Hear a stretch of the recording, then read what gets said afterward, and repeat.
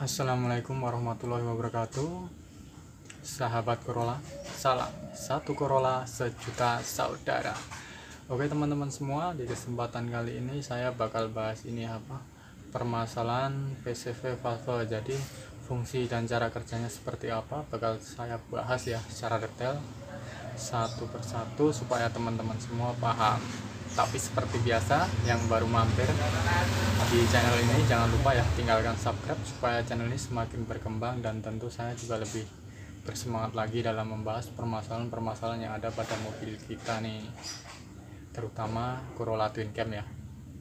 Oke, karena kemarin sempat saya ngalami PCV saya itu bermasalah, dan kalau bermasalah itu seperti apa dan cara ngatasinya sementara seperti apa, dan yang pasti kalau rusak diganti ya.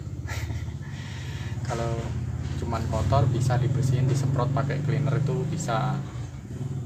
Kalau mampet macet coba dibersihin pakai itu, nanti ngetesnya ditiup. Tapi kalau memang udah rusak ya diganti. Paling harganya berapa? Kalau yang biasa sekitar 50 kalau nggak salah. Tapi kalau yang orinya mungkin sekitar 150 ke atas lah, 170 atau berapa. Mungkin beda tempat beda harga ya. Yuk kita lihat aja di ruang mesin supaya teman-teman semua lebih paham. Oke teman-teman semua, jadi PCV valve ini juga berperan sangat penting ya. Dan permasalahan pada mobil saya ininya tuh katupnya di dalam tuh masih fungsi. Jadi ini satu arah ya, arahnya ke sana ya, ke sana ya.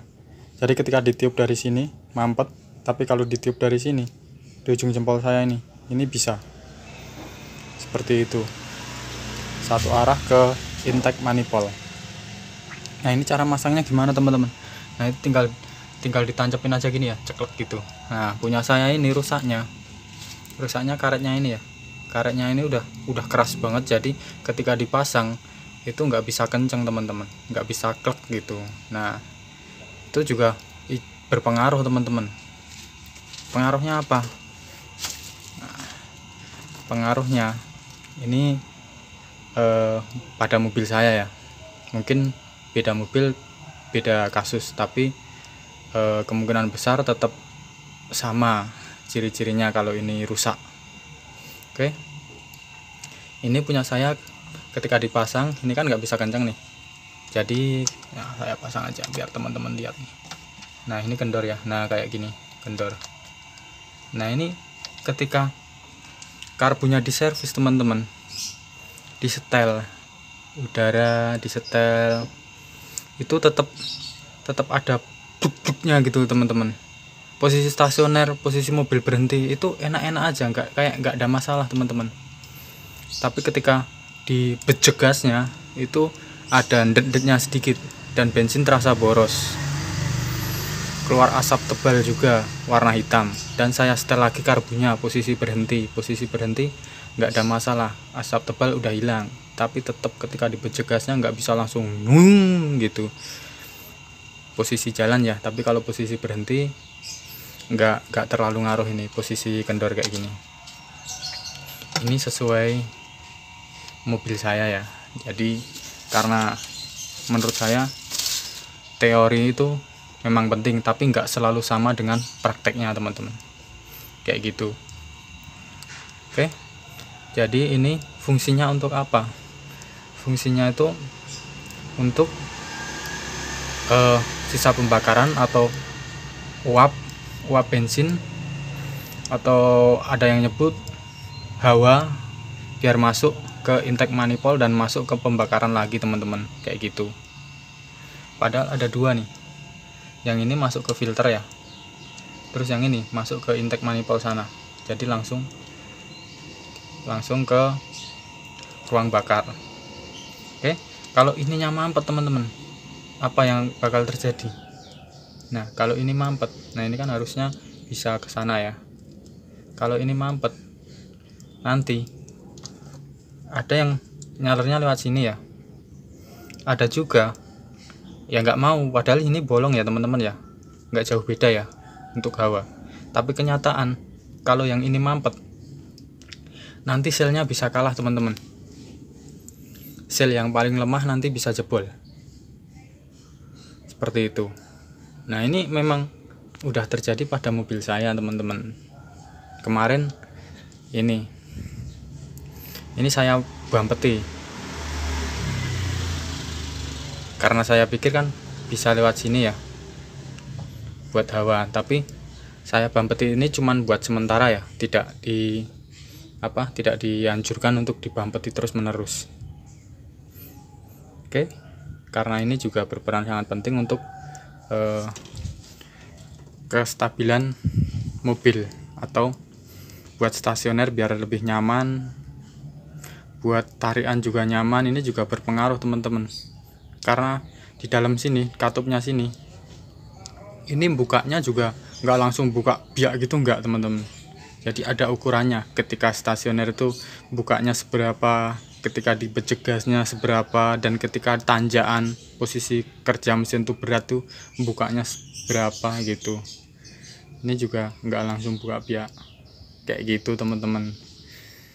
Oke, nah ini harus diganti ya. Kalau yang murahan tuh paling harga sekitar 50-an, tapi kalau yang ori kalau nggak salah sekitar 150-an. Mungkin beda tempat juga beda harga ya teman-teman ya. Oke, seperti itu ya. Jadi cara kerjanya ini PCV valve cukup paham. Jadi saya nggak perlu menjelasnya muter-muter, yang pasti ini juga berpengaruh pada putaran mesin. Maksudnya putaran mesin tuh langsamnya gitu teman-teman. Kalau ini rusak biasanya susah langsam, dan mungkin beda mobil beda ciri-cirinya mungkin beda, tapi biasanya kayak gitu.